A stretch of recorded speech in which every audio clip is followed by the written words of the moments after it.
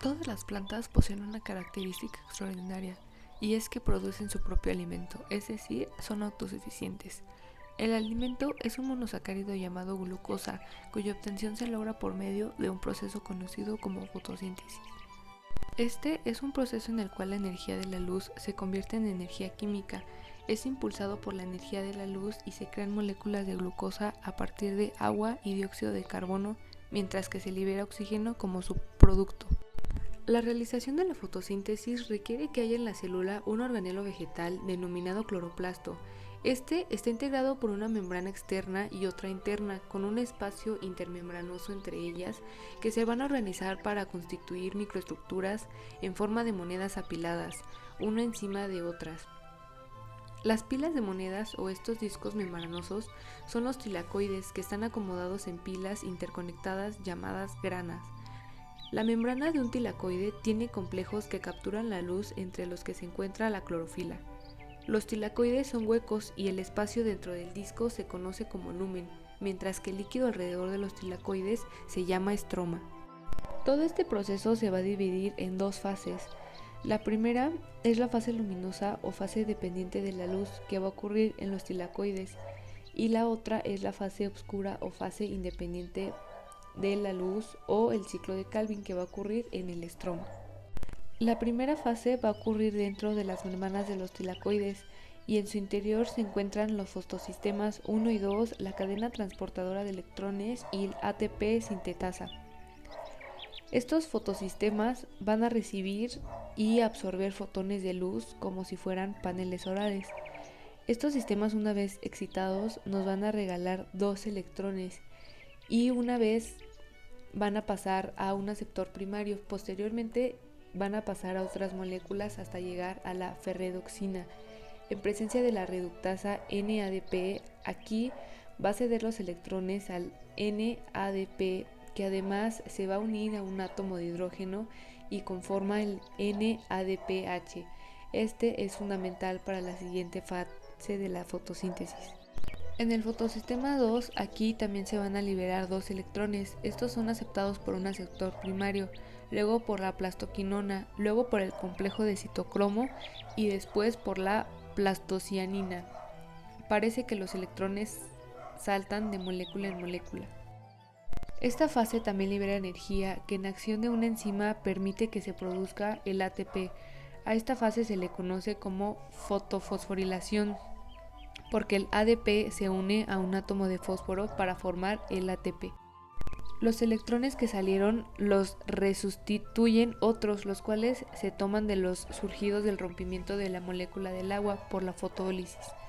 Las moléculas primordiales de esta fase es el ATP y el NADPH. Estas serán requeridas durante las reacciones independientes de la luz. En la fase 2 o reacciones independientes de la luz suceden en el estroma del cloroplasto con la energía del ATP y el NADPH que viene de la primera fase, con dióxido de carbono que la planta va a tomar del aire a través de los estomas. Entonces se lleva a cabo el proceso para producir glucosa. Todo esto comienza cuando el dióxido de carbono entra en un ciclo en el que modifica varias moléculas y esto se le conoce como ciclo de Calvin. En este esquema, cada circulito morado representa un carbono. Aquí hay una molécula de 5 carbonos llamada ribosa bifosfato que se une al dióxido de carbono. Esta reacción es catalizada por una enzima llamada rubisco. Esto ocasiona que se forme una molécula de 6 carbonos, pero es bastante inestable, así que se convierte en 2 moléculas de 3 carbonos cada una. A esta se le conoce como ácido 3-fosfoglicérico. A esta fase se le llama fijación porque el dióxido de carbono queda fijada a una molécula orgánica. En la segunda etapa se utiliza el NADPH y el ATP para convertir las moléculas de ácido 3-fosfoglicérico en gliceraldehído 3-fosfato. Esta etapa se dice que es de reducción porque el NADPH debe donar sus electrones para formar el G3P. Algunas moléculas se irán para formar glucosa, mientras que otras deben reciclarse para regenerar. La tercera etapa es regeneración y consiste en un conjunto de 10 reacciones aproximadamente en las que actúa también el ATP, para formar nuevamente la ribosa bifosfato y esta quede libre nuevamente para unirse a una molécula de dióxido de carbono y reiniciar todo este ciclo. Los compuestos orgánicos producidos en la fotosíntesis son distribuidos por la savia desde las hojas a todas las partes de la planta, donde son utilizadas para proveer energía y constituir todas las estructuras vegetales conocidas. Cada una de ellas, por más diversa o única que parezca, provienen de los mismos compuestos formados en la fotosíntesis.